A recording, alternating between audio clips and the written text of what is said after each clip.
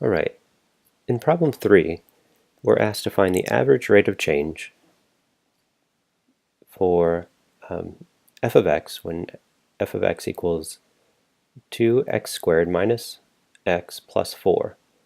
And eventually we want to find it over the range from 3 to 3 plus h.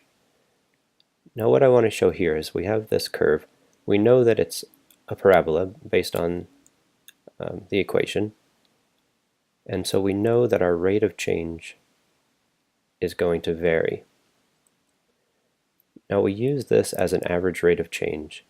We have the output value of our final position subtracted by the output value of our initial position, and that's divided by the difference between our output and our input.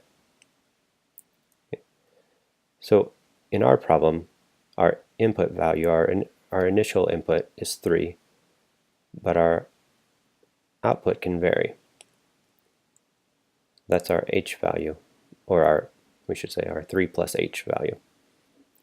So it can vary. So we're going to have a variable in our result. So as we look through the work, we have our equation, our function, and we have the expression that allows us to find the average rate of change. So we can start out by putting our pieces together. We have b and a, just like this, and we have f of b minus f of a. So where I did have x's, now over here I have b's, and where I had x's here in the function, I have a's. Anytime that you are replacing something, I recommend putting it in parentheses so that you can make sure that you're addressing all the things. So for example, everything in this function is being subtracted. The function itself is being subtracted. So I need to make sure that I subtract the whole thing. In that sense, this negative a here is going to be subtracted. So I'm subtracting a negative a, which would be like adding.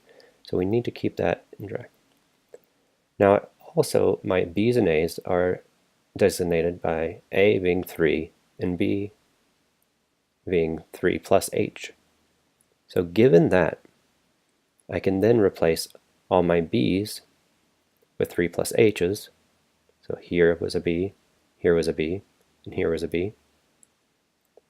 And all my a's with 3's. Here was an a, here was an a, and here was an a. Now again, notice I put parentheses around everything that I replace. When I'm writing this out by hand, I first rewrite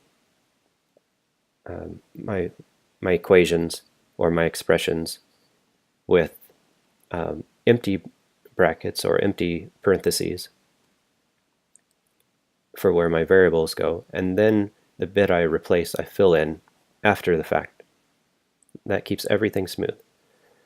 A lot of people had trouble keeping track of their positives and negatives, and so I really recommend using this approach. Okay, so we can see in the denominator 3 plus h minus 3, of course, gives us h. I have 3 squared, that's 9 times 2, so I get my 18 here. And then, of course, I can square the 3 plus h, so I get 9 plus 6h plus h squared. And then in the next line, I've distributed my 2. I subtracted the 3 from 18, so I got 15. And I distributed my negative, so I have negative 3 minus h now. And in the next row, I've simply reordered. I took my h squared term, put it in the front, put my two h terms together, and then all my constant terms, making sure that I kept track. So here I added 15 and 4 to get 19 before I put those in order. Making sure that I'm keeping my negatives and positives attached to the numbers. Yeah. And then I go through the process of simplifying. I subtract an h from 12h, I get 11h. I have negative 3 plus 4 gives me 1. 1 plus 18 gives me 19, and then 19 minus 19 gives me 0. Now you can see in my numerator both terms have an h. So I factored out an h, and now I have h over h. Anything over itself that's not 0 is 1. So multiplying by 1 doesn't change it, since 1 is the multiplicative identity. So now I just have 2h plus 11.